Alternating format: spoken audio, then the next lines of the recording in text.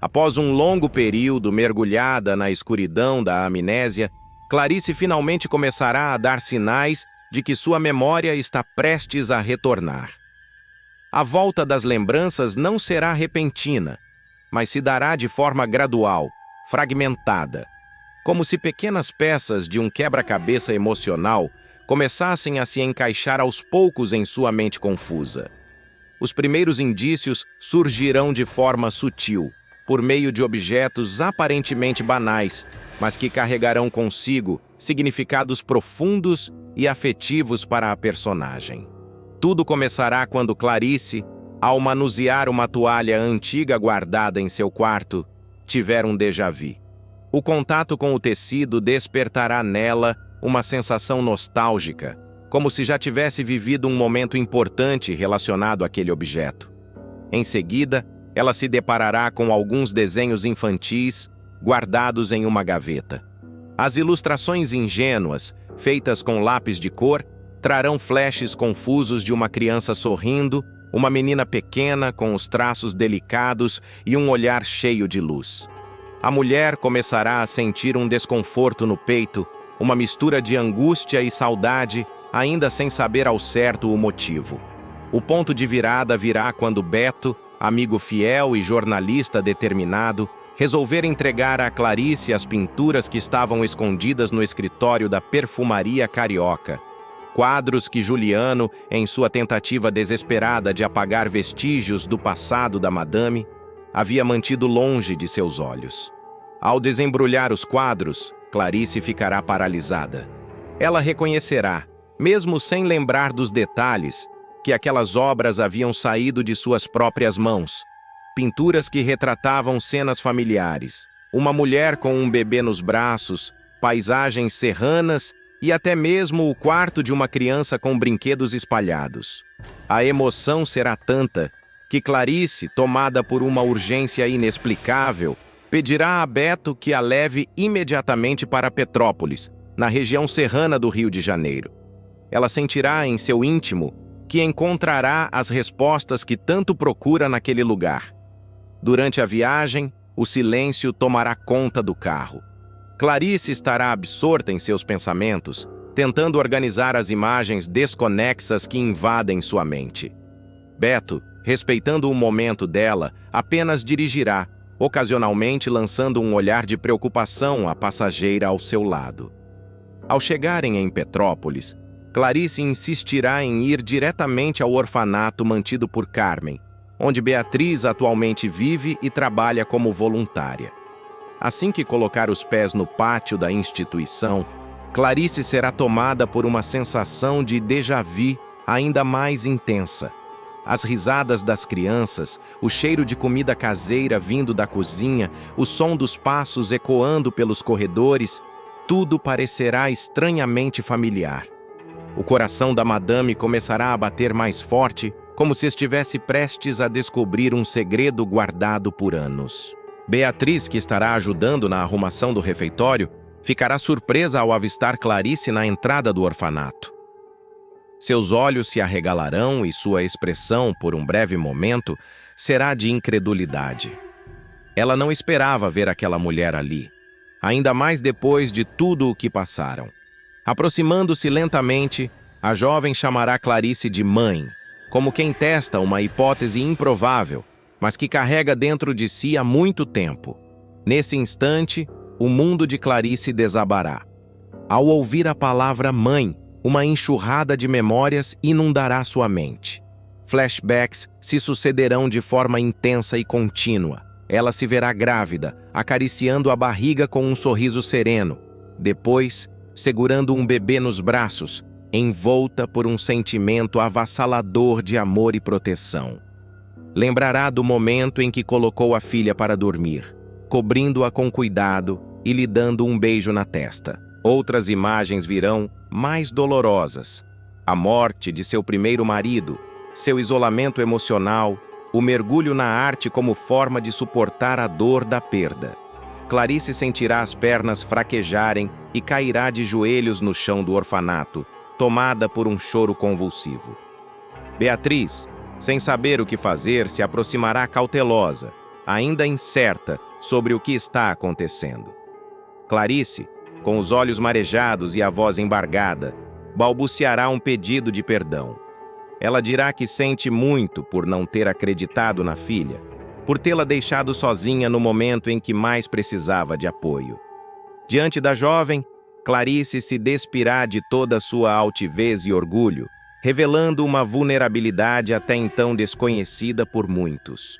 A comoção será tamanha que as funcionárias do orfanato e até mesmo algumas crianças assistirão à cena em silêncio, percebendo que algo grandioso e profundamente humano está acontecendo.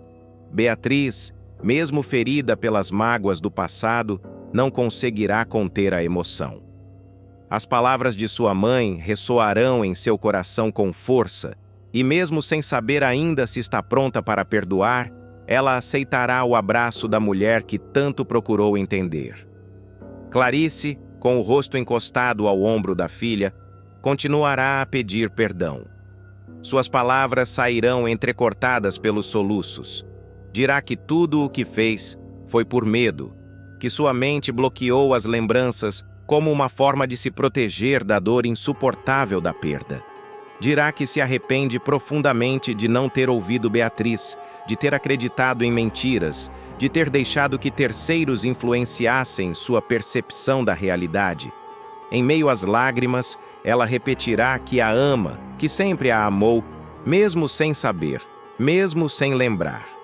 Enquanto isso, Beto observará a cena de longe, com os olhos marejados.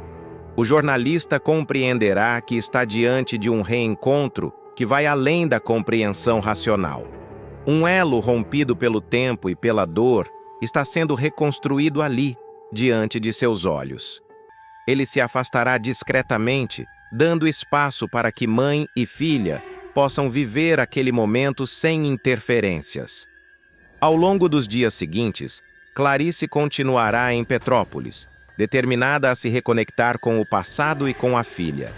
Cada canto do orfanato, cada objeto tocado, cada conversa travada com Carmen ou com Beatriz, trará de volta uma lembrança. Aos poucos, ela reconstruirá o quebra-cabeça de sua história e entenderá como as peças se encaixaram de maneira tão trágica. O reencontro com Beatriz será apenas o primeiro passo de uma longa jornada de redenção, descoberta e reparação. Enquanto Beatriz ainda lida com o turbilhão de sentimentos que o retorno da mãe provoca, Clarice tentará reconquistar o espaço perdido. Ela se oferecerá para ajudar no orfanato, participará das atividades com as crianças e demonstrará, com ações, que está disposta a enfrentar todas as consequências de seus erros. A relação entre as duas ainda estará permeada por desconfiança e cicatrizes, mas o laço de sangue e o amor incondicional que um dia existiu entre elas começará a se reavivar, mesmo que timidamente. O reencontro com o passado também fará Clarice repensar outras áreas de sua vida. Sua carreira, suas amizades, seus valores, tudo entrará em xeque diante da nova realidade. A mulher que um dia foi altiva, orgulhosa e distante, começará a dar lugar a uma versão mais humana, sensível e consciente de si mesma. Ela entenderá que, para seguir em frente, precisará se reconciliar com tudo o que deixou para trás, especialmente com a filha que tanto sofreu em seu silêncio. Ainda sem saber o que o futuro lhes reserva, Clarice e Beatriz começarão, passo a passo, a construir uma nova história. Uma história que, embora marcada por dor, poderá também ser reescrita com ternura, empatia e verdade. Com o passar dos dias, a presença de Clarice no orfanato deixará de ser uma surpresa e começará a se tornar parte da rotina. Aos poucos, ela deixará de ser vista como uma visitante ocasional e passará a ser reconhecida pelas crianças e pelos funcionários como alguém que tem algo a oferecer e, acima de tudo, muito a reparar.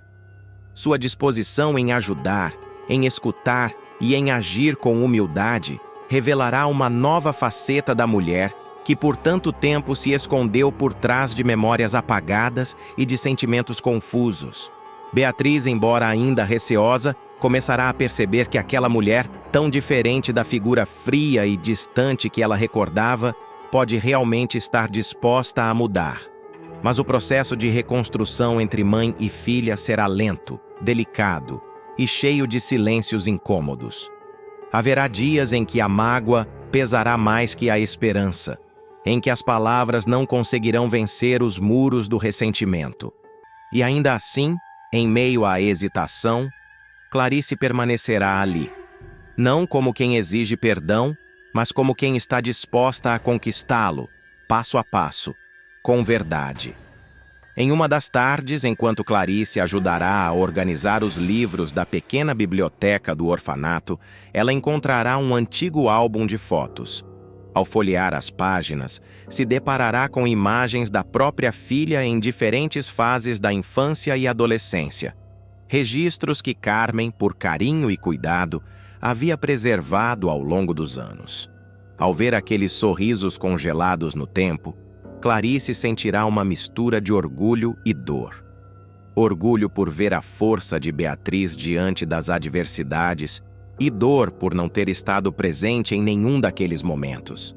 Mais tarde, ela levará o álbum até o quarto que ocupa temporariamente no orfanato e passará horas observando cada fotografia, tentando preencher os vazios da memória com os fragmentos que agora fazem sentido. Será nesse momento de silêncio que ela tomará uma nova decisão: escrever uma carta à filha, não apenas para pedir perdão novamente, mas para contar tudo, desde o que sentiu ao descobrir a gravidez, passando pela dor da perda do marido, até o colapso emocional que culminou no bloqueio de suas lembranças. Juliano e Zélia tramam uma emboscada para eliminar Maristela e assumir o controle da perfumaria carioca. No entanto, um detalhe inesperado surge. Beto encontra uma prova valiosa contra os Alencar. Ele vê nisso uma oportunidade de se vingar de Juliano, inocentar Beatriz e finalmente conquistar a perfumaria. A trama se intensifica quando Maristela informa a Juliano que retomará a presidência da empresa. Juliano, chocado, questiona sua sanidade, ao que Maristela responde com firmeza, afirmando que sempre soube que ele escondia algo. Ela revela que está disposta a tomar medidas drásticas e exige a devolução do dinheiro que Juliano tirou da empresa. Juliano tenta se justificar, mas Maristela não se deixa enganar. A tensão aumenta quando Maristela ameaça levar um dossiê ao delegado caso suas exigências não sejam atendidas. Juliano, desesperado, tenta apelar para o vínculo materno, mas Maristela se mostra intransigente. A situação culmina em um momento de fúria, onde Juliano quebra um vaso, refletindo seu desespero. Ele se une a Zélia, que expressa incredulidade diante das ameaças de Maristela. Juliano admite que a situação é crítica, pois sua mãe possui provas que podem incriminá-lo. Zélia sugere que eles precisam fazer Maristela esquecer suas intenções, o que leva Juliano a considerar um plano mais ousado. Juliano, furioso, confronta Basílio, culpando-o pela situação. Basílio, confuso, nega ter vendido qualquer dossiê, mas Juliano insiste que sua mãe agora possui as provas. A conversa revela a fragilidade da posição de Juliano, que se vê encurralado. Nesse momento, Beto, que estava ouvindo a conversa, percebe a oportunidade de se livrar da família Alencar. Ele se junta a Basílio, que expressa ceticismo sobre a possibilidade de recuperar o dossiê. A tensão aumenta quando Beto implora por ajuda, destacando a necessidade de acabar com as manipulações dos Alencar.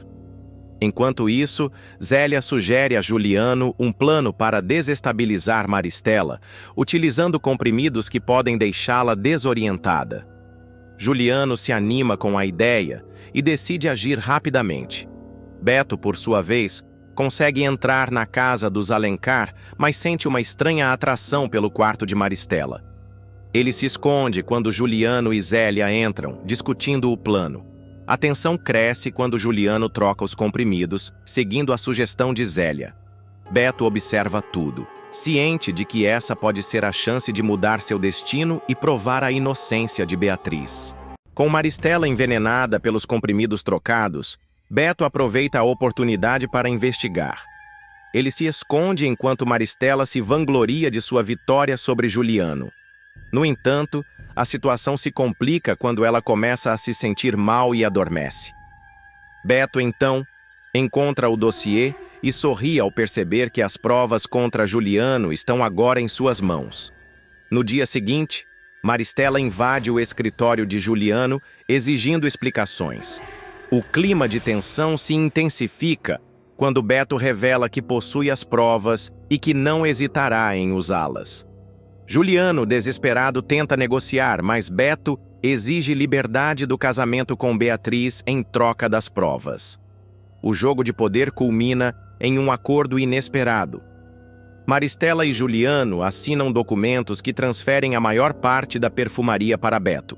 Com isso, Beto se torna sócio majoritário e se vê livre para viver seu amor por Beatriz.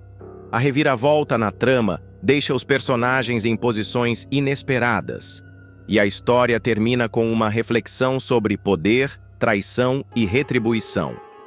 A pergunta final sobre a nota que Beto merece convida os espectadores a refletirem sobre sua jornada e decisões. Ulisses enfrenta um momento devastador ao descobrir um segredo chocante sobre a gravidez de Yolanda.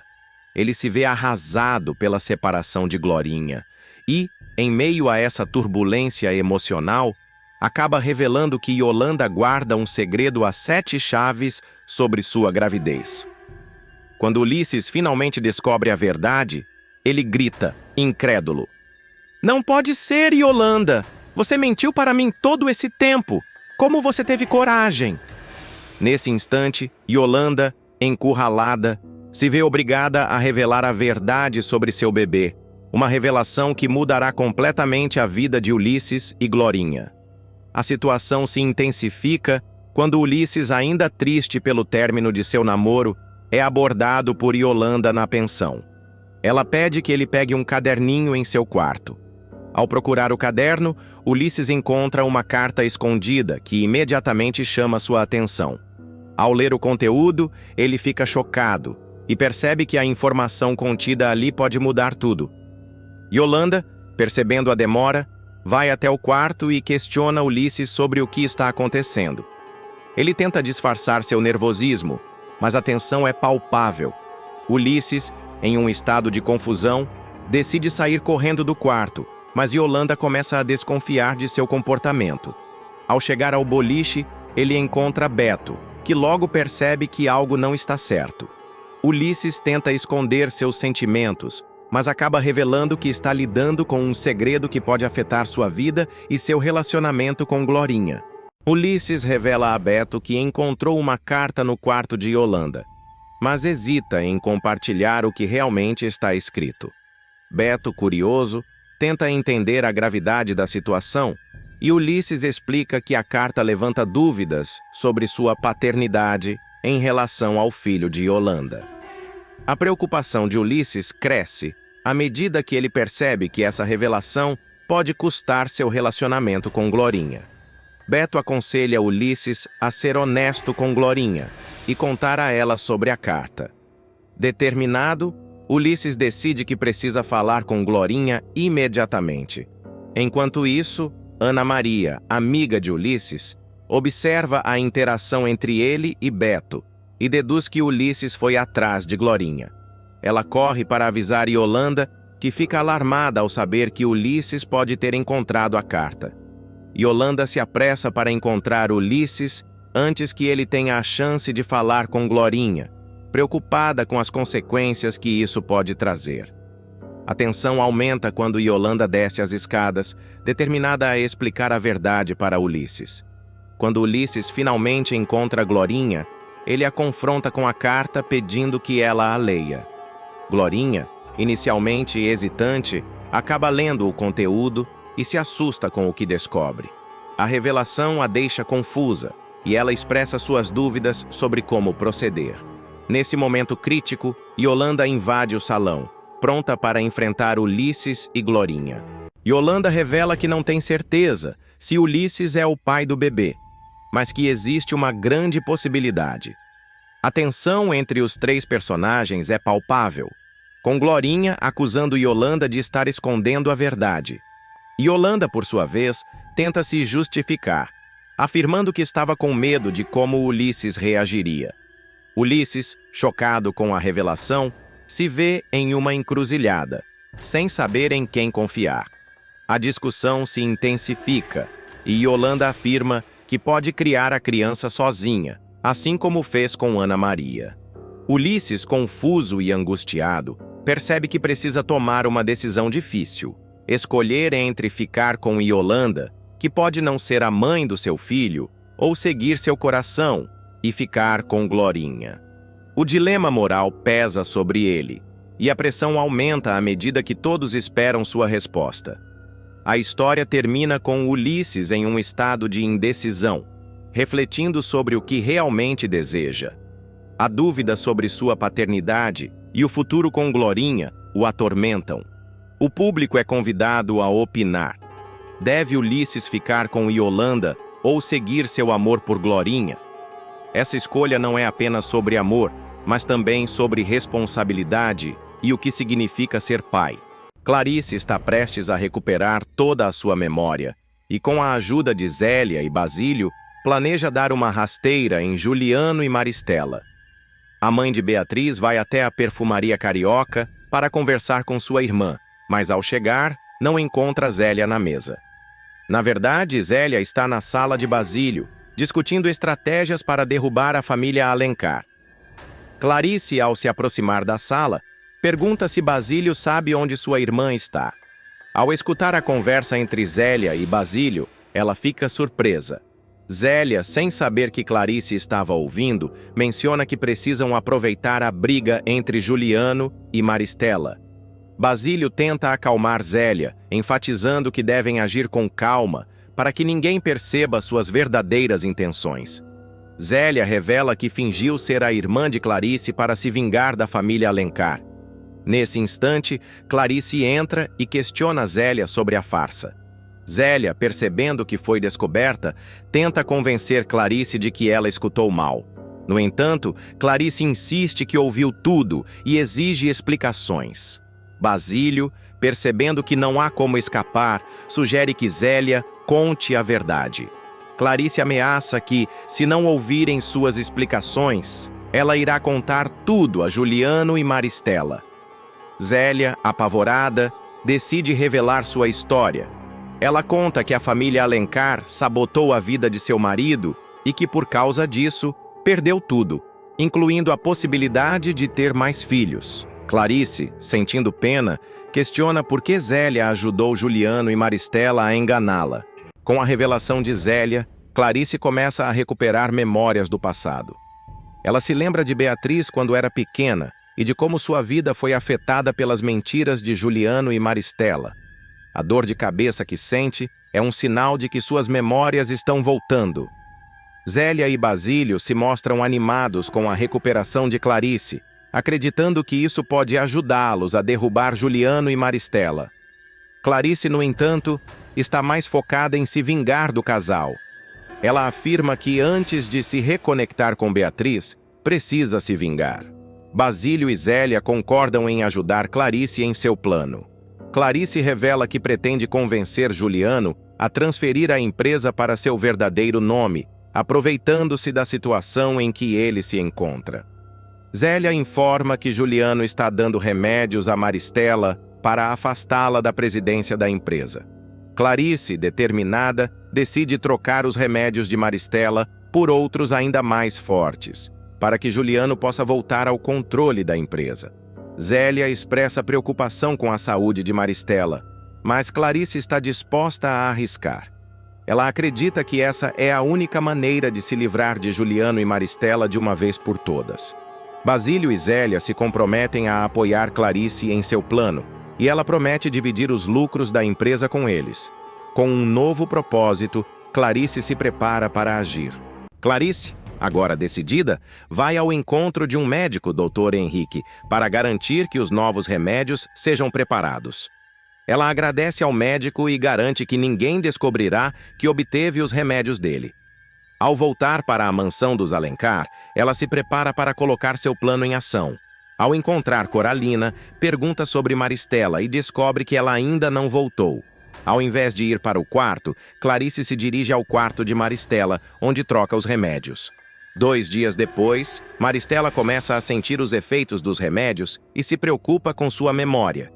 Juliano, percebendo que os remédios estão funcionando, sugere que sua mãe faça uma viagem para descansar. Maristela concorda, mas avisa que a presidência da empresa será temporariamente dele. Juliano, ansioso para agir, liga para o gerente do banco para marcar uma reunião e planeja transferir todos os bens da família para o nome de Clarice. Clarice, escutando tudo, percebe que seu plano está funcionando. Quando Juliano e Maristela chegam em casa, a tensão aumenta. Juliano tenta justificar suas ações, mas Clarice o confronta, revelando que recuperou sua memória. A revelação choca Juliano e Maristela, que tentam se defender, mas Clarice está decidida a denunciá-los. Zélia e Basílio aproveitam a situação para pressionar Juliano, revelando que ele cometeu um grande erro ao transferir os bens para o nome de Clarice.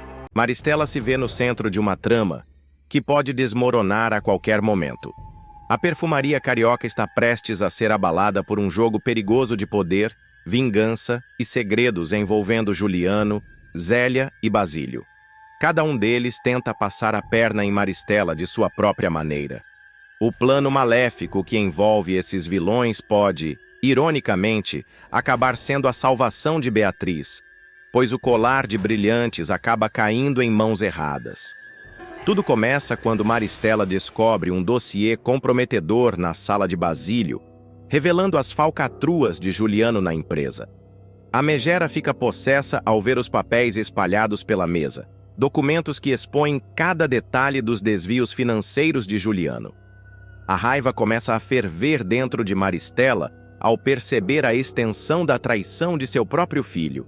Com o dossiê em mãos, ela encara Juliano com fúria nos olhos e diz: "Você realmente pensou que eu nunca te cobriria, né, Juliano?" Ele, tentando se fazer de inocente, cruza os braços e responde: "Eu fiz apenas o necessário. Você não tem mais visão para negócios, mamãe?" Maristela firme retruca: "Minha visão ainda é muito boa, Juliano. Eu estava cega quando pensei que podia confiar em você, mas agora vejo tudo claramente. Você está demitido da presidência da perfumaria carioca." Ela o avisa que, se quiser continuar na empresa, terá que voltar ao seu antigo cargo de diretor de operações. Juliano, furioso, aperta os punhos e sai do escritório. Furioso, Juliano se dirige a Zélia e diz: "Ela me jogou para escanteio, mas não por muito tempo. Se você quer continuar tendo regalias por aqui, vai ter que me ajudar a voltar ao poder." Zélia sorri e sugere: "Que tal usarmos o mesmo método que funcionou com a Clarice?" Juliano entende imediatamente e responde: "Com a ajuda do Dr. Pimenta, mamãe vai ficar completamente gaga." Poucos dias depois, Maristela tem uma consulta com o Dr. Pimenta. Sentada diante dele, ela franze a testa ao ouvir a nova prescrição e fica desconfiada. "Esses remédios não são os mesmos que eu já tomo?" O médico garante que são mais eficazes e a ajudarão a relaxar e lidar com o estresse do trabalho sem imaginar que está caindo em uma armadilha. Maristela aceita a receita e, no dia seguinte, toma os comprimidos pela primeira vez. Pouco tempo depois, sua cabeça começa a girar e ela diz: "Nossa, que estranho, eu preciso me sentar." Juliano, observando tudo de longe, se aproxima com um sorriso falso. "Mamãe, você está bem? Parece cansada." Maristela tenta se recompor, mas a tontura aumenta. "Acho que é só um mal-estar passageiro, Juliano", responde ela. Ele, segurando seus ombros, sugere que ela precisa de descanso e se oferece para cuidar da empresa. Maristela, com um olhar severo, recusa. "Nem pense nisso, Juliano." Enquanto isso, Basílio tenta abrir o cofre de Maristela para recuperar o colar roubado. Antes que consiga, Maristela entra cambaleando e o questiona: "O que você está fazendo aqui, hein, Basílio?" Ele, pego de surpresa, tenta disfarçar. Eu estava apenas te esperando para dar umas beijocas. Maristela, confusa, ordena: saia da minha sala agora. Basílio sai, mas nota que Maristela não está bem. Desconfiada, ela pensa: se o Basílio acha que vai abrir meu cofre, está muito enganado. Vou levar esse colar para um lugar mais seguro. Mais tarde, na mansão, Maristela se sente ainda pior. Ao entrar na sala, ela tropeça e derruba a bolsa no chão. Coralina, a empregada, corre para ajudá-la. Senhora, está bem? Beto, que também está na mansão, se aproxima e ajuda a recolher os pertences, entre eles um pequeno saquinho de veludo que contém o colar de brilhantes que pode salvar Beatriz. Sem perceber o que está fazendo, Maristela diz: fique com isso, Coralina. É um presente para você. Coralina, ao abrir o saquinho, arregala os olhos ao ver o colar e diz: Dona Maristela, isso é muito valioso. Mas Maristela, em outro mundo, responde: sim, faça o que quiser com ele. Coralina começa a usar o colar, chamando a atenção por onde passa. Os dias se passam e Maristela fica cada vez mais confusa. Em meio ao delírio, ela diz: Basílio, vem aqui. Ele se aproxima, surpreso, e pergunta: que foi, Dona Maristela? Ela, com um sorriso estranho, declara: quero me casar com você. A trama se complica ainda mais com essa inesperada proposta.